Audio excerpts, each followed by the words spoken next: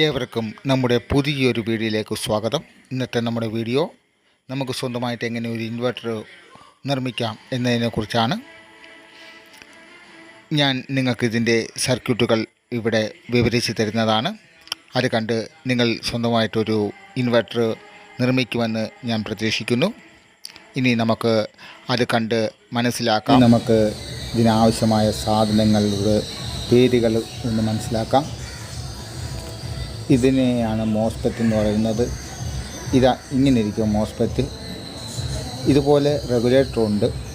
കടയിൽ ചെന്ന് IRF Z44 MOSFET എന്ന് പറഞ്ഞാൽ അവരത് കൃത്യമായിട്ട് തരും. ഇതും ഒരു മോസ്ഫെറ്റാണ്. ഇതും നമ്മൾ ഇൻവെർട്ടർ ഉണ്ടാക്കാൻ ഉപയോഗിക്കുന്ന മോസ്ഫെറ്റാണ്. ഇത് വേറൊരു മോസ്ഫെറ്റാണ്. IRF P250N എന്ന് പറയുന്ന മോസ്ഫെറ്റാണ്.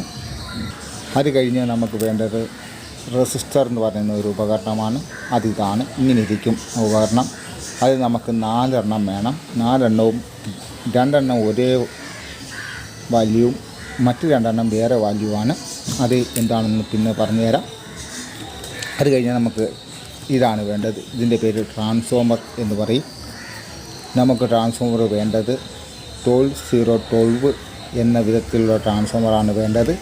കടയിൽ ചെന്ന് 12012 ആംബിയർ പറയണം. ആംബിയർ 2 ആംബിയർ പറഞ്ഞാൽ 2 ആംബിയർ തരും. 4 ആംബിയർ ചോദിച്ചാൽ 4 തരും. 5 ചോദിച്ചാൽ 5 തരും. 7 ചോദിച്ചാൽ 7. ഇത് ഏത് ചോദിച്ചാൽ തരും. അപ്പം നമുക്ക് ഇന്നത്തെ ആവശ്യത്തിന് 12012 എന്ന വിധത്തിലുള്ള ട്രാൻസ്ഫോമറാണ് വേണ്ടത്. ഇതിന് മൊത്തം 5 ലീഡാണ്. 2 ലീഡ് കിടക്കുന്നത് നമുക്ക് ഈ ഇൻവെർട്ടർ ഉപയോഗിക്കുമ്പോൾ അതിൻ്റെ ഔട്ടിന് വേണ്ടിയുള്ളതാണിത്. ഈ ട്രാൻസ്ഫോമർ ഇൻവെർട്ടറിന് വേണ്ടി മാത്രമുള്ളതല്ല. ഇതിപ്പോൾ അതിനു വേണ്ടി നമ്മൾ ഉപയോഗിക്കുകയാണ്. ഇത് നമ്മുടെ 240 വോൾട്ടിനെ 12 വോൾട്ടാക്കി മാറ്റാൻ ഉപയോഗിക്കുന്ന ഒരു സാധനമാണ്.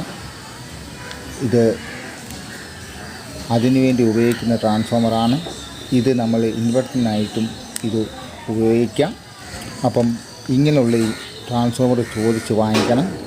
12012 2 ആംബിയർ എങ്കിൽ 2 ആംബിയർ, 4 എങ്കിൽ 4, 7 എങ്കിൽ 7, 5 എങ്കിൽ 5 എന്തോന്ന് വെച്ചാൽ അതനുസരിച്ച് നിങ്ങൾ സാമ്പത്തികം അന്വേഷിച്ച് വാങ്ങിക്കാം. കുറഞ്ഞത് 2 ആംബിയർ എങ്കിലും വേണം. ഇത് കഴിഞ്ഞിട്ട് നമ്മൾ ഇതിനെ ഹീറ്റ് സിങ് എന്ന് പറയും. അലൂമിനിയത്തിലാണ്. ഇതും ആ കടയിൽ തന്നെ ഈ ഇലക്ട്രോണിക്സ് കടകളിൽ കിട്ടും. അത് നമ്മൾ ഇങ്ങനെ വെച്ച് ഇതിൻ്റെ പുറത്തൊരു അവിടെ പറഞ്ഞാൽ ഹീറ്റ് സിങ് പേസ്റ്റ് എന്ന് പറഞ്ഞാൽ അവർ ഒരു പേസ്റ്റ് തരും. ആ പേസ്റ്റ് ഇവിടെ തേച്ചിട്ട് ഇത് വെച്ച് ഇതുപോലെ സ്ക്രൂ ഉണ്ടാവും. ഇല്ലെങ്കിൽ നമ്മൾ സ്ക്രൂ വാങ്ങിക്കണം. ആ സ്ക്രൂ വെച്ച് നമ്മൾ മുറുക്കി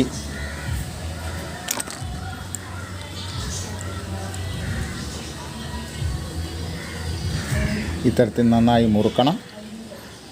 പിന്നെ ഇത് ഒറ്റ ഹീറ്റ് സിങ്ങായിട്ട് കിട്ടിയില്ല ഇതുപോലെ 2 എണ്ണമായിട്ടല്ല, ഒറ്റ ഹീറ്റ് സിങ് ആണെങ്കിൽ ഇതിൻ്റെ കൂടെ ഫൈബർ ഷീറ്റ് എന്ന് പറഞ്ഞൊരു സാധനമുണ്ട്. അത് എങ്ങനെയാണെന്ന് വെച്ചാൽ ഇത് ഇടുന്നതിന് മുമ്പ് നമ്മൾ അല്പം പേസ്റ്റ് തേച്ചതിന് ശേഷം ആ ഫൈബർ ഷീറ്റ് ഇവിടോട്ട് വെച്ച് അതിന് ഹോള് കാണും. ആ ഹോൾ അനുസരിച്ച് ഈ ഹോളുമായിട്ട് ഒത്തുവെച്ച് അതിൻ്റെ പുറത്ത് വീണ്ടും ഇച്ചിരി വേസ്റ്റ് തേക്കുക. അത് കഴിഞ്ഞിട്ട് ഇത് വയ്ക്കുക. വീണ്ടും ഇത് സ്ക്രൂ ഇട്ട് നന്നായി മുറുക്കുക. അഥവാ ഇതുപോലത്തെ 2 എണ്ണമാണ് കിട്ടുന്നതെങ്കിൽ അത് നമ്മൾ എന്തോത്തിലാണ് ഫിറ്റ് ചെയ്യുന്നത് വെച്ചാൽ അതിൽ വയ്ക്കുമ്പോൾ അതായത് ഇതുപോലത്തെ ഒന്നും കൂടെ കിട്ടി ഇതാണെന്ന് വെച്ചാൽ ഇങ്ങനെ ടച്ച് ചെയ്ത് വയ്ക്കാൻ പാടില്ല. വെച്ചാൽ ഷോർട്ടാകുന്ന സമയത്ത് നമ്മുടെ ഇരിക്കുന്ന ഈ മോസ്ഫെറ്റ് കത്തിപ്പോവുകയും ചെയ്യും. അതുകൊണ്ട് ഇത് 2ആയിട്ട് വയ്ക്കാൻ പ്രത്യേകം ശ്രദ്ധിക്കുക. അല്ലെങ്കിൽ ഷോർട്ടാവും. ഈ ഫൈബർ ഷീറ്റ് വെച്ചിട്ടുണ്ടെങ്കിൽ വയ്ക്കുവാണെങ്കിൽ ഇത് ഇങ്ങനെ ടച്ച് ചെയ്തിരുന്നാൽ കുഴപ്പമില്ല. ഫൈബർ ഷീറ്റ് ഇല്ലാത്ത പക്ഷം ഇങ്ങനെ 2 എണ്ണമാണ് കിട്ടുന്നതെങ്കിൽ അത് ടച്ച് ചെയ്യാൻ പാടില്ല. പിന്നെ നമുക്ക് ഇതുപോലത്തെ ഒരു PCB വേണം. ഇത് ഡോട്ടുള്ളതാണ്. ഡോട്ടില്ലാത്ത ലൈനുള്ളതുണ്ട്. ലൈനുള്ളത് വാങ്ങിച്ചാൽ അതാണ് എൻ്റെ അഭിപ്രായത്തിൽ നല്ലത്. പിന്നെ വെച്ച് സൂക്ഷിക്കണമെന്നേ ഉള്ളൂ. നമ്മൾ കണക്ഷൻ ഓരോന്ന് ഒട്ടിച്ച് വരുമ്പോൾ ആ കണക്ഷൻ നമ്മൾ ഒട്ടിച്ച് കഴിഞ്ഞ് അടുത്ത ലൈൻ ചിലപ്പോൾ ഇതിലായിട്ട് വരും. അതിന് മുമ്പ് നമ്മൾ ഇപ്പം PCB ലൈൻ ചെറിയ ലൈൻ ഉള്ളതുണ്ട്, വലിയ ലൈൻ ഉള്ളതുണ്ട്. നമ്മൾ ഈ ടൈപ്പൊക്കെ കൊടുക്കുമ്പോൾ വലിയ ലൈനുള്ളത് കൊടുക്കുന്നതാണ് നല്ലത്. കാരണം ഈ ചെറിയ ലൈനാകുമ്പോൾ അടുപ്പിച്ചടുപ്പിൽ ലൈനാകുമ്പോൾ അത് ചിലപ്പം ഒട്ടിക്കുന്ന സമയം ഷോർട്ടാവും. അപ്പോൾ അത് ഒഴിവാക്കാൻ ഇച്ചിരി വലിയ ലൈനുള്ളത് വാങ്ങിക്കുന്നതാണ് നല്ലത്. പറഞ്ഞാൽ മതി, കടയിൽ ആ സൈസ് അവർ തരും. അപ്പം ഇനി നമുക്ക് സർക്യൂട്ടിലേക്ക് നീങ്ങാം. എങ്ങനെയാണ് ഇത് കൊടുക്കുന്നതെന്ന് ഞാൻ വരച്ച് കാണിക്കാം. അപ്പം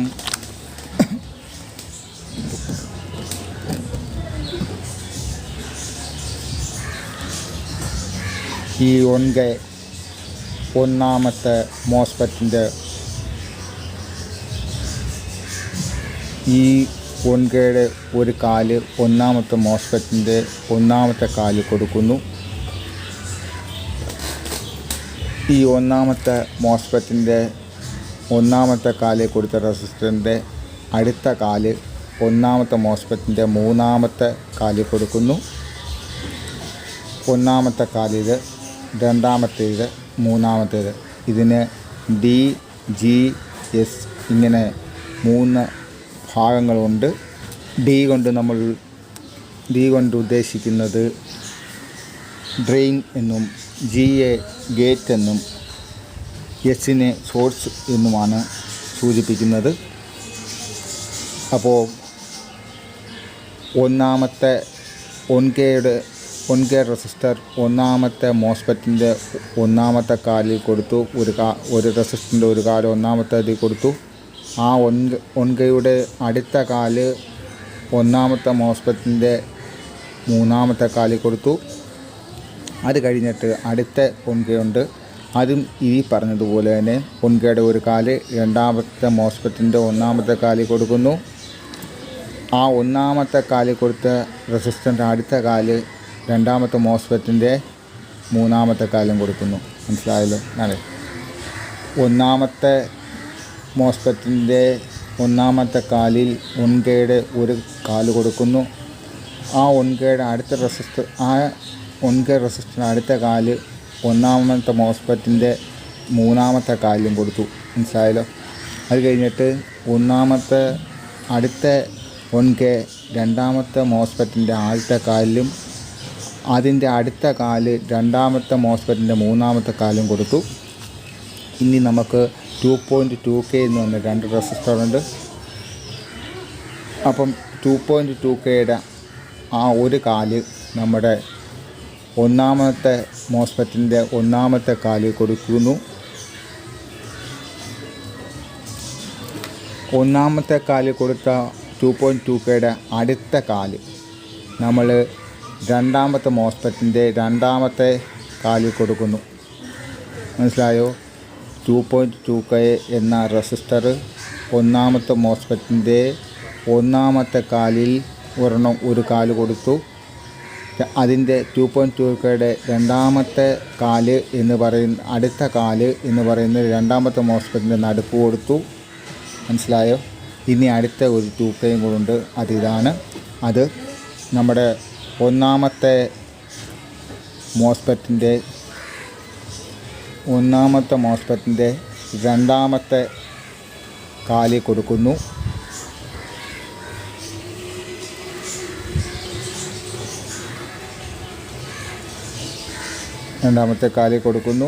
അപ്പം അടുത്ത റെസിസ്റ്ററായ 2.2Kയുടെ ഒരു കാല് ഒന്നാമത്തെ മോസ്ഫെറ്റിൻ്റെ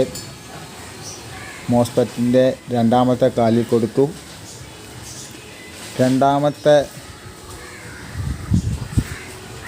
അടുത്ത റെസിസ്റ്ററിൻ്റെ അടുത്ത കാല് രണ്ടാമത്തെ മോസ്ഫെറ്റിൻ്റെ ഒന്നാമത്തെ കാലിലും കൊടുത്തിരിക്കുന്നു.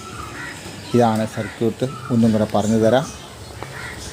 ഒൻകെ നമ്മൾ ഇടുന്നത് ആദ്യത്തെ ഒൻകെ ഒന്നാമത്തെ മോസ്ഫെറ്റിൻ്റെ ഒന്നാമത്തെ കാലിലും മൂന്നാമത്തെ കാലിലും കൊടുത്തു. അടുത്ത ഒൻകെ രണ്ടാമത്തെ മോസ്ഫെറ്റിൻ്റെ ഒന്നാമത്തെ കാലും മൂന്നാമത്തെ കാലും കൊടുത്തു. അത് കഴിഞ്ഞിട്ടുള്ളത് 2K ആണ്. 2Kയുടെ ആദ്യത്തെ 2K നമ്മുടെ 2Kയുടെ ഒരു കാലെടുത്ത് ഒന്നാമത്തെ മോസ്ഫെറ്റിൻ്റെ ഒന്നാമത്തെ കാലും കൊടുത്തു. ആ ഒന്നാമത്തെ കാലിൽ കൊടുത്ത റെസിസ്റ്ററിൻ്റെ അടുത്ത കാല് നമ്മൾ രണ്ടാമത്തെ മോസ്ഫെറ്റിൻ്റെ രണ്ടാമത്തെ കാലിലും കൊടുത്തു.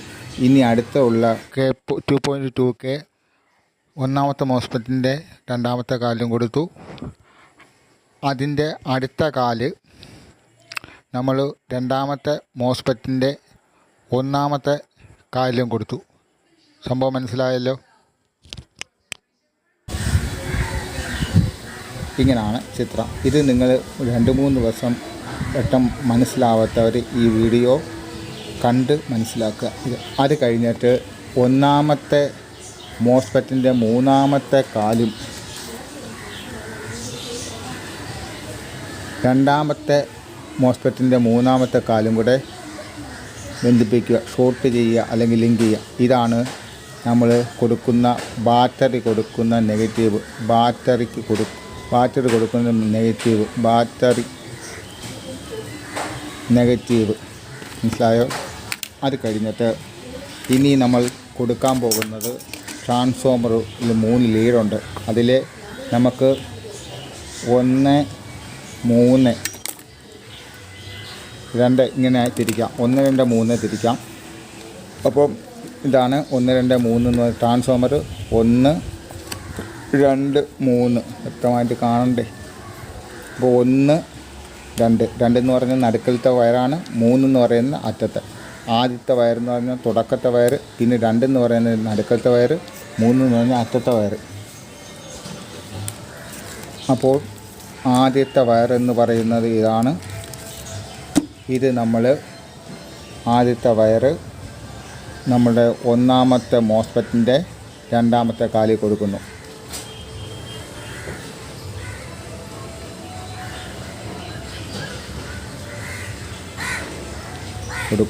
കണ്ടോ? ഒന്നാമത്തെ ട്രാൻസ്ഫോമറിൻ്റെ ഒന്നാമത്തെ വയറ് നമ്മൾ ഒന്നാമത്തെ മോസ്ഫെറ്റിൻ്റെ രണ്ടാമത്തെ കാലിൽ കൊടുത്തു. ഇനി ട്രാൻസ്ഫോമറിൻ്റെ മൂന്നാമത്തെ വയറ്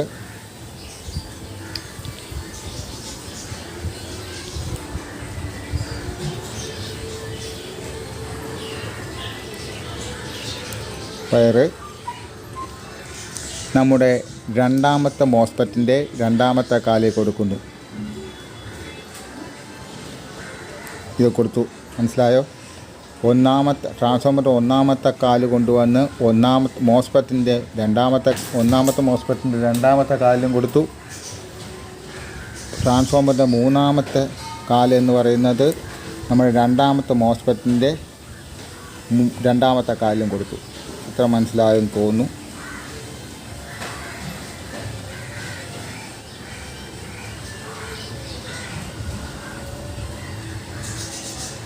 കൊടുത്തിരിക്കുന്നു. ഇനി രണ്ടാമത്തെ ലീഡ്, ട്രാൻസ്ഫോമറിൻ്റെ രണ്ടാമത്തെ ലീഡ്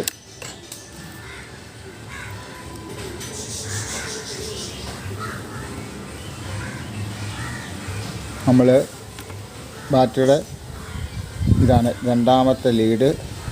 നമ്മൾ ബാറ്ററി പോസിറ്റീവ് കൊടുക്കുന്നത്. ബാറ്ററി പോസിറ്റീവ്, ഇതിലാണ് ബാറ്ററിയുടെ പോസിറ്റീവ് കൊടുക്കേണ്ടത്.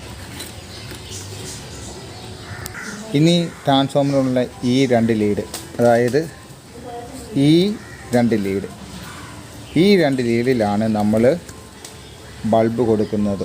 9 വാട്ട്സ്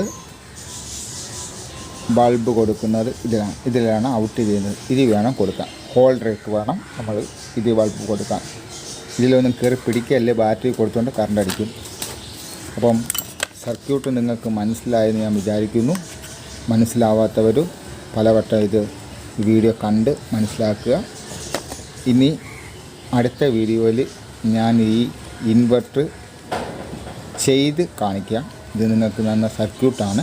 ഇത് നിങ്ങൾ വരച്ചെടുത്ത് വയ്ക്കുക. അറിയാവുന്നവർ ചെയ്യുക, അറിയാൻ വയ്യാത്തവർ ഇത് വരച്ചെടുത്ത് വയ്ക്കുക. ഞാൻ ചെയ്ത് കാണിക്കാം. അന്നേരം നിങ്ങൾ അത് മനസ്സിലാക്കി ചെയ്യുക. അപ്പം എല്ലാവർക്കും ഈ വീഡിയോ ഇഷ്ടപ്പെട്ടെന്ന് വിചാരിക്കുന്നു.